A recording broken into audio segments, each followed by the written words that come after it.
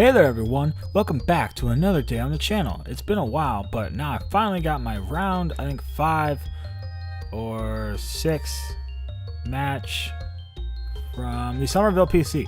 I don't remember if it was 5 or 6, but yeah, I think it was 5. I'm playing a Charlie Pollack, who I had just met at this PC, and he's actually a pretty cool guy. I like him. But you see, he's got this here Hitmontop Dialga lead that, quite frankly, I don't like. Not a fan. So, yeah, I definitely remember thinking this entire time Dialga was a problem, which is interesting because a lot of people were using Dialga. And expecting a first turn fake out and or feint, I decided, you know what, I don't want Rayquaza in for either. I'll get it out. And honestly, switching in Xerneas there might have been better, but for some reason I went with Seismitoad and I couldn't tell you why. Here, just going for a Will-O-Wisp with the old Jellicent, and I decided, you know what, I might have to protect Seismitoad, which I do, and I get feinted, which is awesome. So the feint goes off, and I'm gonna lose Seismitoad to a Dragon Pulse from a Dialga. So already, you know, it's 2 turns in, my Seismitoad's gone, and honestly my Seismitoad is the only thing that can really deal with this Dialga, and I realized that after that fact. So here I just decided, you know what, I'm going to go for that Trick Room. Why the heck not? I don't know why I did that, honestly. I could have just, did I already burn the Dialga? I should have done that if I hadn't already. Why did I go for a Trick Room there? I really don't know. I think at this point I'm just realizing, like, oh crap, all I have to do is just feint and attack me, and I'm in trouble. Yeah, I couldn't tell you why I did that. That was kind of silly. Anyways, there's a Metagross, and it's shiny, and it's cool. It's got a blue cross in its face. At this point, I was all at this point with just the way he kept feinting. I think I made a joke that it was probably choice band Hitmontop, which is silly. But yeah, so at this point I've gotten a burn off. He reveals Flamethrower, which is horrifying. And I go for an Iron Head just to see how much it does, and it does nothing. It does nothing. So it's funny because he actually he ends up underspeeding me on that turn with the Dialga, which I thought was weird because he led with it and he's just been feinting, attacking, and of course he just feints here. But you know, my Metagross was base 70 speed before Mega Evolving with not max speed, but I think it outspeeds base 100s, and he undersped it with the Dialga and Trick Room, so he was going first, which I thought was odd. I go for another Trick Room because at this point I realized, I've lost this game. Why not? Let's just try and, you know, get some information. I know that I can't beat this lead without my Seismitoad, and so it's a best of 3. Here I'll just try and get some information. I think here I just decide to Dragon Ascent the Hitmontop because I don't want to reveal any information. He doesn't find out whether or not I'm Focus Sash because of this play. He knows I can't Mega because I already Mega'd the Metagross. Oh yeah, I don't even go after the Hitmontop. I go after the Dialga because I want to see how much damage it'll do. And when I saw that damage, I was excited, but it was a critical hit. So, you know, I do find out the item, which is Citrus Berry, and that's nice to know because it means it's not Mental Herb, and it means that this thing is going to be even harder to take down. You see that Dragon Pulse completely obliterate my Rayquaza because Rayquaza doesn't appreciate super effective attacks. Even though it's got really good defenses, it just doesn't appreciate super effective attacks. You know, when it Mega Evolves, it gets like base 150 in defense and special defense, and then I think at least 100 HP. Like, that's crazy. So here he's not revealing any more information. He's just going for a feint, and then, you know, I'm not really going to reveal any more information, I don't think. I just go, oh yeah, I do reveal Scald, so, you know, I want to see how much it'll do. It does nothing, of course. But, you know, you see a Jellicent, you pretty much assume it has Scald, so I've shown him everything but Safeguard, which doesn't really matter, honestly. So then, you know, he just does the same thing. He's just going to finish up the game doing what he's literally done the entire game, which is just feint and attack, which is crazy. He just tore through my team like that. So going into the second game, I was like, I need a different game plan. And I think for the second game, I decided, you know what? I'm going to go ahead and do some shenanigans with Xerneas. So I think going in, my plan was to lead Seismitoad Xerneas, and then switch Xerneas out on a possible faint flash cannon into what's it called, Jellicent, and and then try and just knock out the Hitmontop with a Dazzling Gleam later with the Xerneas. But really, the whole point was distract from Seismitoad so I can Earth Power the Dialga, because that's the only way I can really touch this thing. I thought there maybe he might faint, so I think I went for a Moonblast Earth Power. I think I doubled into the Dialga there, which actually would have taken it out from the damage, because I thought maybe he might. If he had fainted, I take a lot of damage here on Xerneas, but if he had fainted, I would have just straight up knocked out the Dialga. So, he went for a fake out, and it was a 50-50 for me, because he just on faint the entire time. But here I'm figuring, okay, there's no way he doesn't go for a feint, and here the fact that my Seismitoad went before his Dialga means that he must have been going for Trick Room or some kind of negative priority move. So, that tells me he has Trick Room, which I'm fine with. If he wants to set up Trick Room, I'm honestly okay with that. Here comes the situation that I like. Seeing, support Pokemon plus Kyogre, as long as it's really not Bronzong, because Bronzong is annoying with Skill Swap, but, a Hitmontop Kyogre versus my Seismitoad Jellicent, I'm okay with that. The only thing that would really threaten me is if the Jellicent has, or if the Kyogre has Thunder, which it does. But it can't really go for Water-type moves. Jellicent barely lives on that. And then there's a close combat, which is fun. Does 50%, it looks like. I think, something like that. I can go ahead, grassing out the Kyogre. Honestly, at this point, Seismitoad has done its job by getting rid of the Dialga. That's the only thing I really needed it to do.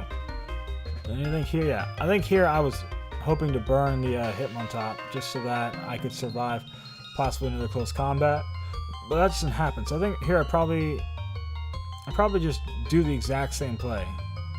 I think I just Grass Knot into the Kyogre. Yeah, but he goes for a close combat, which is fine for me, because now that he's at -2 with the close combat, a Dazzling Gleam is going to pick him up, no problem, especially with the burn damage. And the Kyogre is at it's under half health, so I know that a Dragon Ascent Dazzling Gleam will take this out. Now, at this point, I was worried about the feint a little bit. I was also worried about the Wide Guard. Wide Guard was something I had to consider. I wasn't sure whether or not he'd be going for it. I wasn't sure whether or not, at this point I knew that I had to win this set and my next set in order to even have a chance at cutting. So I was just really, really determined to win. So I was a little bit nervous. He goes for a feint, which, I guess I hadn't really told him at this point that my Xerneas was Choice Scarf. So I guess he was expecting me to protect Rayquaza. I don't know. But I Moonblast the Hitmontop, which means if I did that, then I must have been worried about the Wide Guard. I just go for a Dragon Ascent into the Kyogre, which I need to knock out, because if not, he could actually have a chance if he had gone for an Origin Pulse and critical hit onto the Rayquaza. But he doesn't, and I knock him out. And then here, especially since he had Ferrothorn in the back, I would have been in trouble if he had knocked out my my Rayquaza.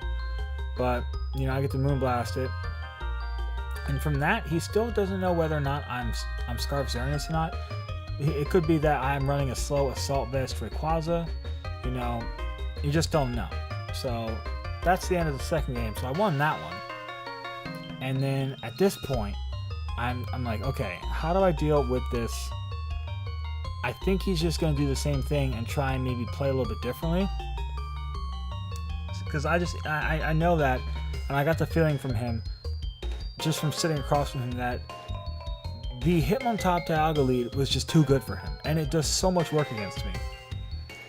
And I was just trying to work around that. So here, I think, I leave here basically trying to, I think, bait the same thing he did last time, where he just threw a fake out and did whatever. Oh man. But here I think I go into jelly. Yeah, I go into jelly, expecting a fake out into that, but he actually fakes out into Xerneas, which, not great.